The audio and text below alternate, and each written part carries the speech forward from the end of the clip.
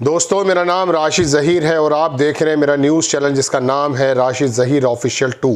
आपसे गुजारिश है चैनल को ज़रूर सब्सक्राइब कर लें। फेसबुक पर यदि आप देखते हैं तो यूट्यूब पर जाइए @राशिद ज़हीर ऑफिशियल 2 लिखें, चैनल मिल जाएगा, सब्सक्राइब ज़रूर कर लें। आपको कुछ ऐसी खबरें देने के लिए हाजिर हुआ दोस्तों कि जो अखबारों में तो है लेकिन उसका मकसद कुछ और होता है। स्टीव बैनन एक व्यक्ति ऐसा है, मैं उसकी तस्वीर आपको ऐसे ही मोबाइल पर दिखा सकता हूँ या शायद मेरा संभव हुआ तो मैं लगा भी दूंगा। इसको अगर आप देखेंगे, ये इसकी शक्ल है, देखेंगे आप। स्टीव बैनन कौन है? अगर आप माने कि ट्रंप की जीत में अगर एलन मस्क का हाथ था तो स्टीव बैनन का भी हाथ था। ज़बरदस्त मुसन्निफ, शानदार लेखक, लाजवाब आदमी, बोलने वाला। अपने पॉडकास्ट में एक ऐसी बात कही दोस्तों जो मैं आपको पढ़कर सुनाऊंगा कि अगर कुछ वक्त और रुक जाता तो इसराइल बड़ी मुश्किल में पड़ने वाला था। इसराइल का तमाम गोला बारूद ख़त्म होने वाला था।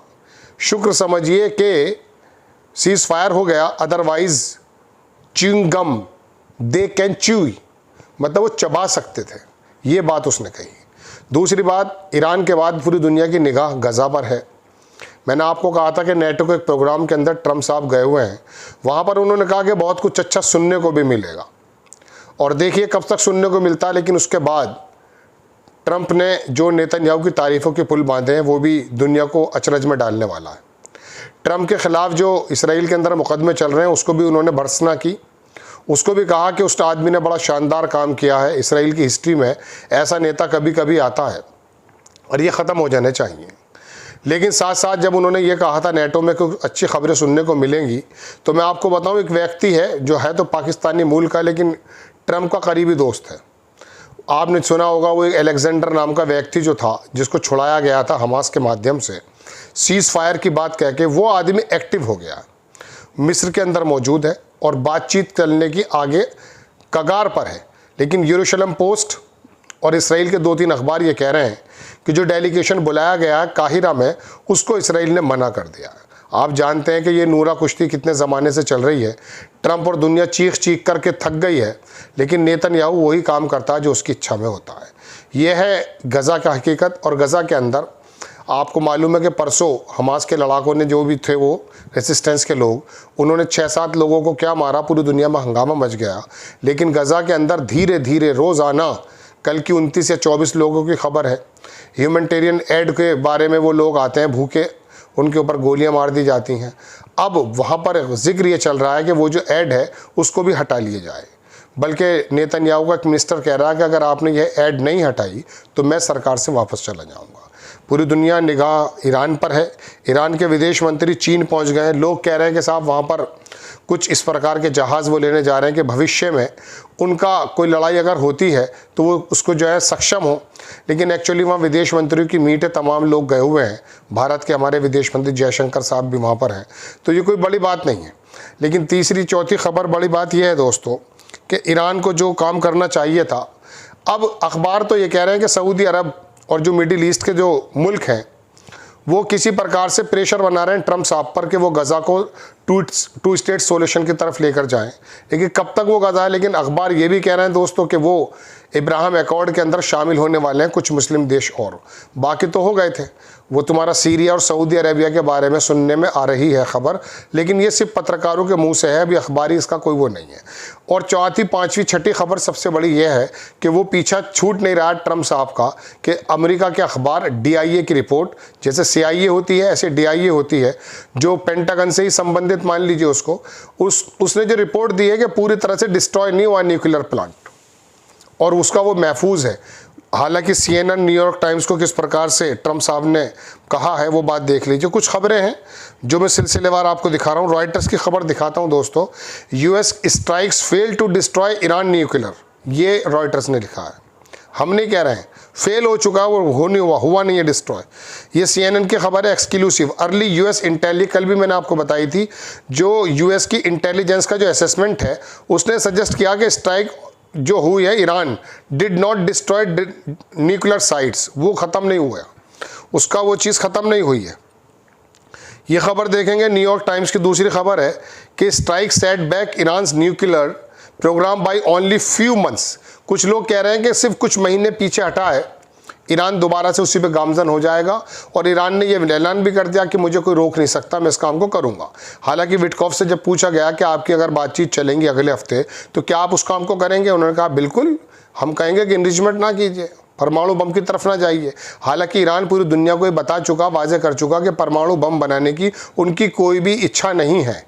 2003 में ही सुप्रीम लीडर ने ये फतवा दे दिया था कि ये इस्लामी खिलाफ है, इंसानियत के खिलाफ है, इस तरह का कोई भी चीज़ हम बनाने नहीं जा रहे। लेकिन बहरहाल थोपा जा रहा है, वो अपनी ज़रूरत के हिसाब से ज़रूर बना रहे हैं। लेकिन अब जिस प्रकार का हमला हुआ, हो सकता है ईरान उस काम को कर डाले। आपको एक खबर दिखा दी मैंने, एक खबर मैं आपको और दिखाता हूँ दोस्तों। ये जो खबर है ये वाशिंगटन पोस्ट की है। इसमें लिखा कि यूएस की जो इनिशियल डैमेज है रिपोर्ट, उसके अंदर कहा कि ईरान का nuclear program set back by months not to obliterated, मतलब कुछ महीनों में ही खड़ा हो जाएगा, ये मानकर चलिए आप। इसके अंदर पूरी की पूरी डिटेल है। US intelligence report also indicate that Iran moved multiple batches of the highly enriched uranium out of the nuclear sites, मतलब पूरी की पूरी बातें के निकाल कर ले गया था, ये सब हो गया था। आपको सारी चीज़ों को मालूम है। दूसरी खबर दिखाता हूं मैं आपको दोस्तों, ये गार्जियन की खबर है, द गार्जियन की, कि US strikes on Iran nuclear sites only set program back by months, सिर्फ कुछ महीने पीछे गया। पेंटागन रिपोर्ट सेज, ये डीआईए दरअसल पेंटागन के अंतर्गत ही आती है, इसीलिए ये डीआईए का जो सरबराह है, इनके भी बारे में जांच चलने लगी है अब कि कौन कौन लोग हैं जिसने, वहाँ तो नेटो के अंदर ट्रम्प साहब ये कह रहे थे कि देखिए मैंने अभी अमेरिका का उसका ईरान का और इसराइल का झगड़ा समाप्त करा दिया है और वहाँ पर इंटेलिजेंस ही, और मैंने न्यूक्लियर डिस्ट्रॉय कर दिया है। लेकिन उनकी तरफ से खबर ये आ रही है जनाब, जो मैंने बताया आपको, ये डस्टिन जे गार्ड है इनका नाम, जिनकी बात मैं आपसे बता रहा हूँ, जो डीआईए के सरबराह हैं। उन लोगों को अब पेंटागन की तरफ से यानी कि डीआईए की तरफ से निकाला जाएगा, जिन लोगों ने पूरी की पूरी पोल खोल कर रख दी है। ठीक है, ये मैंने आपको, राइटर्स की भी ये खबर है कि US strikes may have set back Iran nuclear program only months, कुछ लोग कह रहे हैं कुछ साल के लिए। वॉल स्ट्रीट जर्नल ने भी खबर यही लगा दी है कि pillars of the Iran regime, ये पिलर जो है ईरान रिजीम का, are damage not destroyed, damage तो हुआ है लेकिन डिस्ट्रॉय, तबाह बर्बाद नहीं हुआ है। ये वॉल स्ट्रीट जर्नल की खबर है। ये मैंने आपको बताई थी दोस्तों। ये व्यक्ति वो आ गया जिसके बारे में मैं कह रहा हूँ, जो काहिरा में मौजूद है और ट्रम्प साहब का दोस्त है, और ये कह रहा है कि कोशिशें कर रहा है उस ज़माने से, और शायद वो ट्रम्प जो है नेतन्याहू को शटअप कॉल दे करके इस काम को करा भी दें, इसमें भी कोई दो राय नहीं। क्योंकि सऊदी अरब और इन लोगों की तरफ से अब प्रेशर इसलिए बढ़ेगा दोस्तों, चूँकि ईरान ने अपनी लड़ाई जीत ली है। मुस्लिम उम्मा में जो एक सरदार बनने की कोशिशें हैं, वो टर्की हो, वो तुम्हारा ईरान हो या सऊदी अरब हो। देखो किसी ज़माने में सल्जूक हो या ममलूक या टर्क या सऊदी अरेबिया।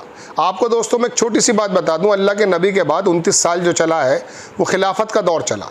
उसके बाद फिर जो है बनु उमैया का दौर आया, 80 से कुछ कम साल का, और फिर 508 साल का आया बनु अब्बास का। इसके बाद जो सल्जूक आए हैं, फिर ममलूक आए हैं, फिर अटोमन्स आए हैं। 900 बरस ऐसे गुजरे दोस्तों जिसके अंदर सऊदियंस का कोई रोल नहीं रहा है। अलबत्ता 5000 साल से ईरान जो है वो वाकई अपनी पोजीशन को बताता रहा है, इसमें कोई दो राय नहीं है।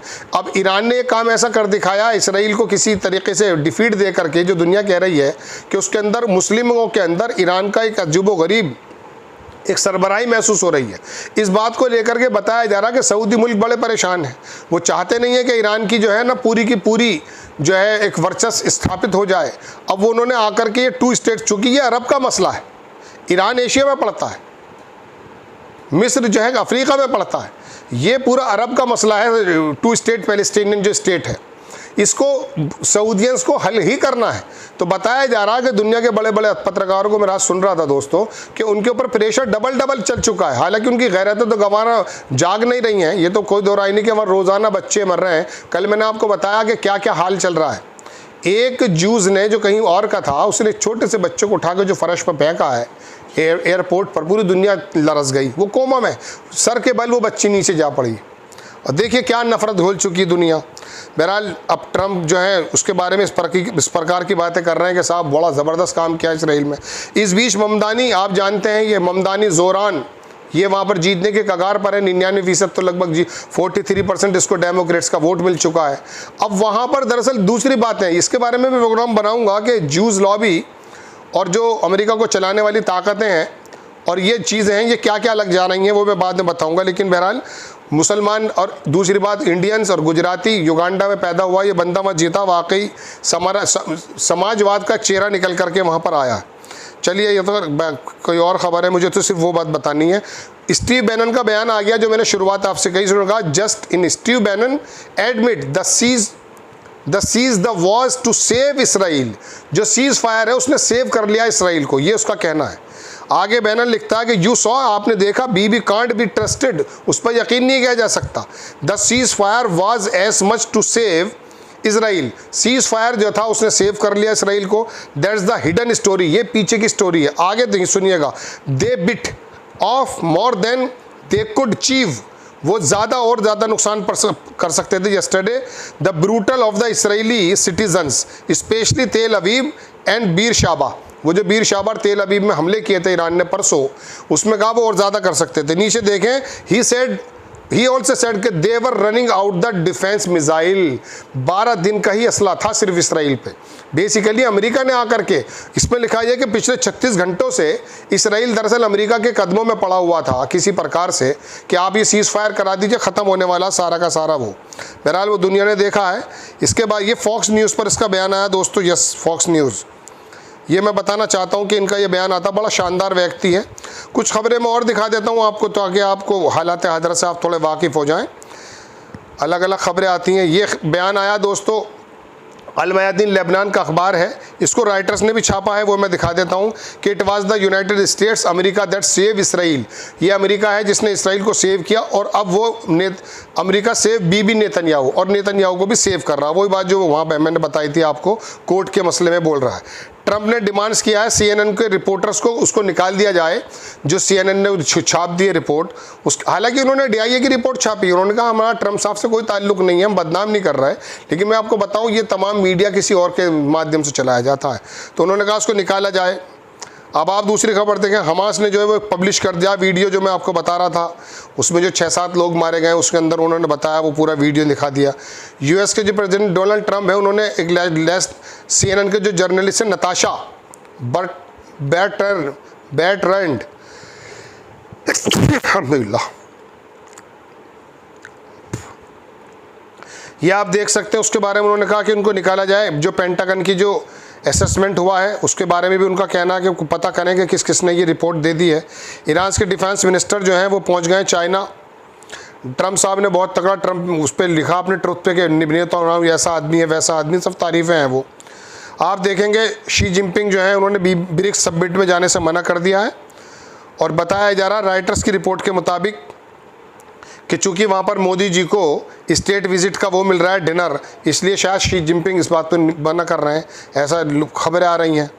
ये मैंने आपको खबर दिखा दी है। दूसरी खबर दिखाता हूँ, Witkoff repeats prediction that additional countries will soon join Abraham accords, जो मैंने आपसे कहा था।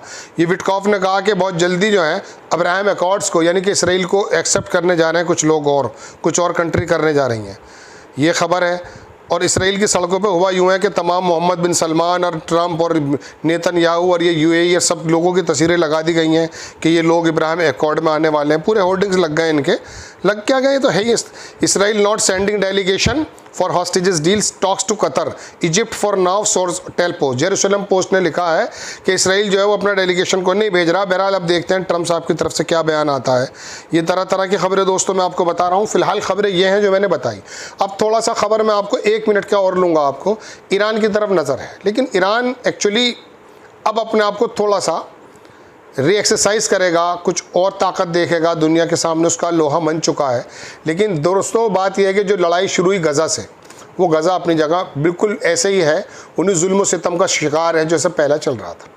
सऊदी मुल्क के बारे में मैं आपको बता चुका, एक तरफ ये बात चल रही कि अब्राहम अकॉर्ड को ज्वाइन करने वाले हैं, दूसरी तरफ ये भी रिपोर्ट आ रही है कि वो दबाव बना रहे हैं ट्रंप साहब पर।